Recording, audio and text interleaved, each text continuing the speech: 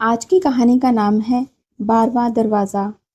ہر گھر میں دروازے ہوتے ہیں، لیکن کچھ گھروں میں ایک ایسا دروازہ بھی ہوتا ہے جو نقشے میں نہیں ہوتا اور جسے کھولنے کی کوشش کرنے والا کبھی اگلی صبح نہیں دیکھ پاتا۔ ایسی ہی رہسیہمئی دلچسپ کہانیاں سننے کے لیے سبسکرائب کریں پوشیدہ محبت۔ لکھنؤ کی گلیاں ہمیشہ سے بھیڑ بھاڑ اور رونق کے لیے مشہور رہی ہیں۔ صبح کی تازی چائے کی خوشبو، ٹھیلے والوں کی آوازیں اور شام کے وقت امام باڑے کی اور جانے والے لوگوں کی بھیڑ، یہی شہر کی دھڑکن تھی۔ پر چوک کی ایک تنگ گلی میں نیم کے پیڑ کے نیچے بنا ایک پرانا سا گھر تھا جو باہر سے بالکل سادھارن لگتا تھا، لیکن اس کے اندر کچھ ایسا تھا جو اس شہر کی رونق سے بالکل الٹ تھا۔ ایک خاموشی جو صرف دیواروں میں نہیں بلکہ ہوا میں گھل گئی تھی۔ اس گھر میں عارف اپنی بیوی ثنا، امی جمیل انبی اور چھوٹی بہن ہنا کے ساتھ رہتا تھا۔ ابا کی موت کے بعد گھر کی ذمہ داری عارف پر آ گئی تھی اور اس کے لیے یہ گھر ہی ایک پناہ تھا۔ لیکن جمیل انبی کہتی تھی، بیٹا یہ گھر تجھے پناہ نہیں دیتا، تجھے روک کے رکھتا ہے۔ عارف ہمیشہ اس بات پر ہنس دیتا، امی آپ بھی نہ پرانے زمانے کی باتیں مت کیا کرو۔ لیکن امی کے چہرے کی جھریوں میں جو ڈر تھا وہ مذاق نہیں تھا۔ شام کا وقت تھا، عارف کام سے لوٹ رہا تھا، ہاتھ میں ثنا کے لیے گلاب جامن اور امی کے لیے لکھنوی چکن کاری کا دوپٹہ۔ گلی میں ہلکی ہلکی بوندا باندی شروع ہو گئی تھی۔ گھر پہنچ کر اس نے دیکھا کہ بجلی چلی گئی ہے اور گھر کے اندر صرف موم بتی کی پیلی روشنی پھیلی ہوئی ہے۔ ہنا رسوئی میں تھی، ثنا کپڑے طے کر رہی تھی اور امی چھتری اوڑھے نیم کے پیڑ کے نیچے کھڑی تھی۔ امی آپ باہر کیوں کھڑی ہیں؟ جمیل انبی نے دھیرے سے کہا۔ اندر مت جا ابھی عارف، اس کونے میں پھر روشنی ہے۔ عارف سمجھ نہیں پایا، کون سی روشنی امی؟ بجلی تو ہے نہیں۔ امی نے نیم کے پیڑ کی اور اشارہ کیا اور بولی، پرانی الماری کے پاس، آج وہاں پھر پیلی روشنی ہے۔ عارف اندر گیا۔ گیلری کی آخری سرے پر وہ پرانی لکڑی کی الماری کھڑی تھی۔ اس الماری سے ہلکی سی پیلی روشنی باہر آ رہی تھی۔ اس کا دل تیزی سے دھڑکنے لگا، لیکن اس نے خود کو سمجھایا شاید موم بتی کی روشنی پڑ رہی ہے۔ جیسے ہی وہ پاس پہنچا اسے محسوس ہوا کہ روشنی الماری کے بھیتر سے آ رہی ہے۔ اس نے دروازہ کھولا۔ اندر پرانے برتن، کچھ کپڑے اور نیچے کی لکڑی کے پینل میں بنا ایک چھوٹا سا دروازہ، اتنا چھوٹا کہ جھک کر دیکھا جا سکے۔ اس دروازے کی درا سے پیلی روشنی اور ایک عجیب سی ٹھنڈی ہوا نکل رہی تھی۔ ہوا میں کوئی میٹھی لیکن عجیب سی گندھ، جیسے گیلے پھولوں کی گندھ ہو۔ عارف نے جھک کر دروازے میں جھانکا۔ دوسری اور کوئی کمرہ نہیں تھا، بلکہ ایک اجنبی تیرتی ہوئی کالی جگہ جس کے بیچوں بیچ ایک دروازہ کھڑا تھا۔ اس دروازے کے چاروں اور درجنوں تیرتے ہوئے چہرے تھے، انسانی جیسے، لیکن آنکھوں کی جگہ کالے گڈھے اور منہ موٹے کالے دھاگے سے سلے ہوئے۔ ہر چہرہ دھیرے دھیرے اس کی اور مڑ رہا تھا۔ عارف کے کانوں میں ایک ساتھ درجنوں فسفساہٹ گونجنے لگیں، 12واں ڈھونڈو ورنہ تمہارا چہرہ بھی یہی ہوگا۔ اس کا دل جیسے رک گیا۔ اس نے جھٹکے سے دروازہ بند کر دیا اور پیچھے ہٹ گیا، لیکن تبھی اس کی پرچھائی اس چھوٹے دروازے کی درار میں پھنسی رہ گئی۔ عارف نے پسینے پسینے ہو کر تالا لگانے کی کوشش کی، لیکن تالے پر پہلے سے ہی خدا ہوا تھا 12، اور اسی وقت اندر سے ایک ہلکی سی آواز آنے لگی، جیسے کوئی اس دروازے کے پیچھے سے بہت دھیمے دھیمے گنتے گن رہا ہو۔ 1 2 3۔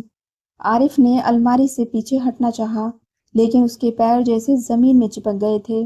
آواز بڑھتی گئی، 8 9 10، اور جیسے ہی 11واں بولا گیا اس کے کان کے پاس کسی نے سانس لی اور کہا، 12واں تمہارے لیے ہے۔ اس رات عارف سو نہیں پایا، لیکن ڈر سے زیادہ اسے امی کا چہرہ پریشان کر رہا تھا، جو رات کو برآمدے میں بیٹھی تھیں اور چپ چاپ رو رہی تھیں۔ امی آپ کو چھپا رہی ہو نا؟ جمیل انبی نے اس کی طرف دیکھا۔ تیرے ابا بھی 12واں دیکھ چکے تھے اور پھر انہوں نے ایک رات وہ دروازہ کھول دیا، اس کے بعد وہ لوٹے نہیں بیٹا۔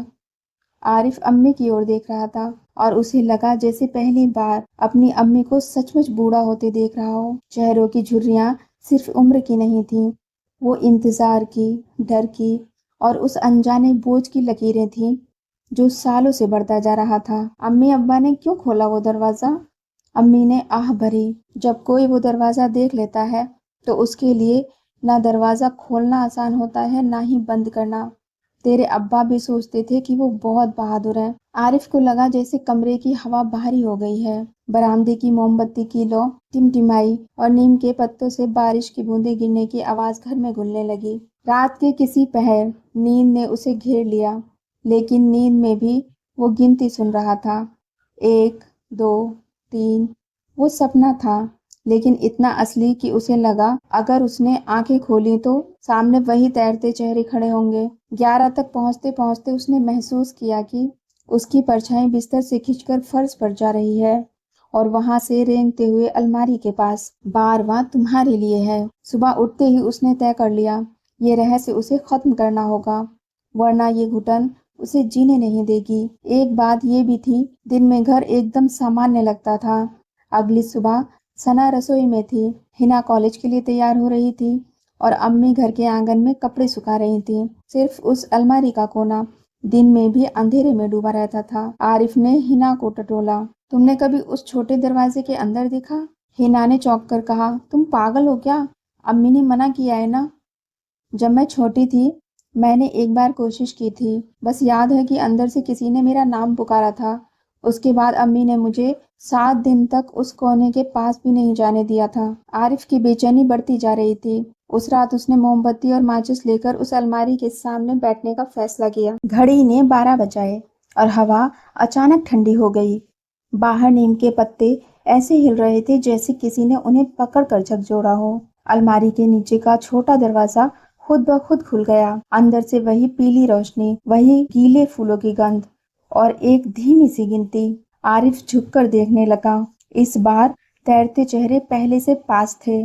उनमें से एक चेहरा उसे अपने अब्बा का सा लगा, आंखें गहरे गड्ढों जैसी, लेकिन चेहरा पहचानने लायक था। गले में वही पुरानी सोने की चेन जो अब्बा हमेशा पहनते थे। अब्बा, चेहरे ने होठ हिलाए। होठों पर सिले धागे खिंच गए जैसे खुलने वाले हों, लेकिन काले धागों के पीछे से सिर्फ एक कराह निकली। आरिफ की आंख भर आई। मैं आपको यहाँ से निकालूंगा, मैं आपको यहाँ से निकालूंगा। बाकी चेहरे फुसफुसाए। एक और बारवा आ गया। अचानक तैरते दरवाजे पर धुंध जमने लगी और उस पर आकृतियां बनने लगीं। 12 निशान, जिनमें से 11 पर खरोंचें थीं और आखिरी वाला बिल्कुल साफ। ये आखिरी किसके लिए है? उसके सवाल का जवाब सिर्फ एक नाम था जो दीवारों में गूंज गया, आरिफ। वो पीछे हटना चाहता था, लेकिन अचानक पीली रोशनी ने उसे खींचना शुरू कर दिया।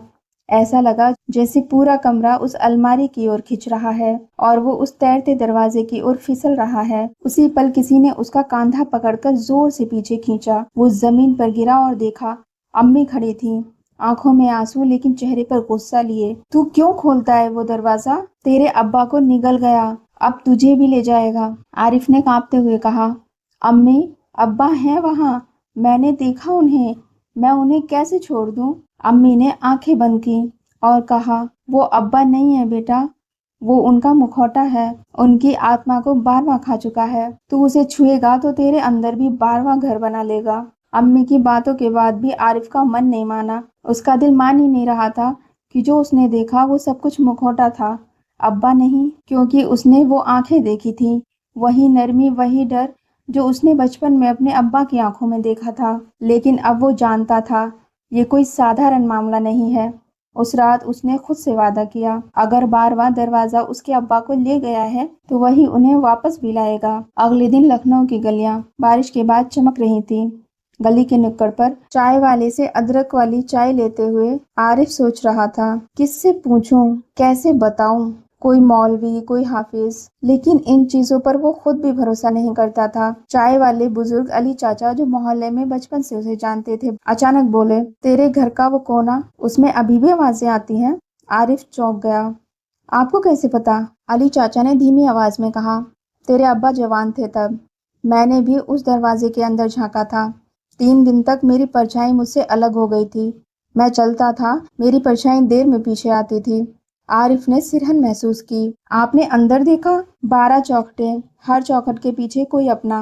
और आखिरी चौखट खाली थी, लेकिन उस पर मेरा नाम लिखा था।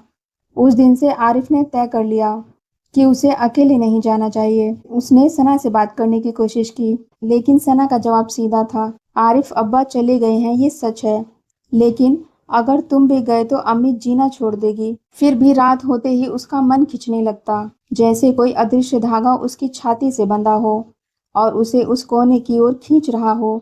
तीसरी रात चांद बादलों के पीछे छुपा था। घर में सन्नाटा था। अलमारी के सामने बैठते ही पीली रोशनी ने कमरे को भर दिया। दरवाजा खुला। इस बार उसने खुद को रोके बिना अंदर कदम रख दिया। अंदर का संसार, न आसमान न जमीन, बस एक अंतहीन धुंध। चारों ओर 12 दरवाजे खड़े थे। हर दरवाजे पर एक नाम खुदा हुआ था। पहले दरवाजे पर जावेद, उसका बचपन का दोस्त जो 10 साल पहले डूब गया था। दूसरे पर रुबीना, मोहल्ले की बुजुर्ग औरत जिनकी मौत अब तक गुमनाम थी। ऐसे ही 11 दरवाजे और 11वें पर अहमद, उसके अब्बा का नाम। 12वां दरवाजा खाली था, लेकिन जैसे ही उसने उसे छूने के लिए हाथ बढ़ाया, उस पर धीरे धीरे अक्षर उभरने लगे। आरिफ। पीछे से गहरी टूटी हुई आवाज आई, मत खोल। आरिफ मुड़ा। अब्बा वहीं खड़े थे, लेकिन उनका शरीर पारदर्शी जैसे धुएं से बना हो। आरिफ, अगर तू ये दरवाजा खोलेगा तो तू लौट नहीं पाएगा। तेरी अम्मी, तेरी बहन, सबका क्या होगा? आरिफ की आंखों में आंसू आ गए। तो मैं आपको कैसे ले जाऊं? तू नहीं ले जा सकता, अब्बा ने धीरे से कहा, क्योंकि मैं अब इस जगह का हिस्सा हूँ। लेकिन अगर तू गया तो ये दरवाजा तुझे भी चुरा लेगा। अचानक बाकी 11 दरवाजे के पीछे आवाजें आने लगीं। पहचान अपनों को। आरिफ, इधर आ बेटा, मुझे बचा ले। भाई, दरवाजा खोल। हर आवाज, हर सिसकी एक धोखा थी। पीली धुंध गाढ़ी होने लगी और दरवाजे के पीछे हाथ निकलने लगे, ठंडे बर्फ जैसे। एक हाथ ने उसका कंधा पकड़ा, दूसरे ने उसकी कलाई। 12वां पूरा हो जाएगा, फिर एक नया शुरू होगा। आरिफ ने पूरी ताकत लगाकर खुद को खींचा और उस तैरते हुए संसार से बाहर कूद गया। जैसे ही आरिफ बाहर आया, दरवाजा जोर से बंद हो गया और अलमारी की लकड़ी चटकने लगी। अम्मी दौड़ कर आई। उनकी आंखें डरी हुई थीं। आरिफ को सीने से लगा लिया और पूछा, मेरे बच्चे, तूने क्या देखा? आरिफ कांपते हुए बोला, सबको अम्मी, सबको देखा, जिनकी मौत रहस्य थी, और अब्बा को भी अम्मी, लेकिन 12वां मेरे नाम का था। अम्मी ने उसके सिर पर हाथ फेरा। ये दरवाजा अब हमेशा खुला रहेगा बेटा, लेकिन याद रख, कुछ दरवाजे सिर्फ बंद रहने के लिए होते हैं। उस रात आरिफ सो नहीं पाया। वो जानता था 12वां दरवाजा उसे फिर बुलाएगा और अगली बार शायद वो बाहर ना आ पाए। कहानी का अगला हिस्सा सुनने के लिए चैनल को सब्सक्राइब करें और अगर वीडियो पसंद आए तो इसे ज़्यादा से ज़्यादा लाइक करें, शेयर करें और कमेंट्स करें। Happy Independence Day to all my viewers and thanks for watching.